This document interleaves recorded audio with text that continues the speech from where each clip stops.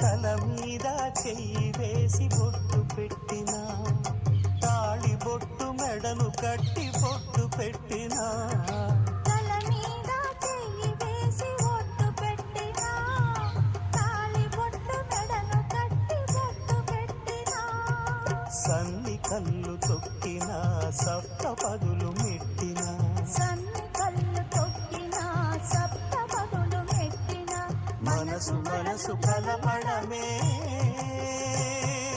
మంత్రం పరమార్థం. శ్రీరస్తు శుభమస్తు, శ్రీరస్తు శుభమస్తు. శ్రీకారం చుట్టుకుంది పెళ్లి పుస్తకం, ఇక ఆకారం దాచుతుంది కొత్త జీవితం.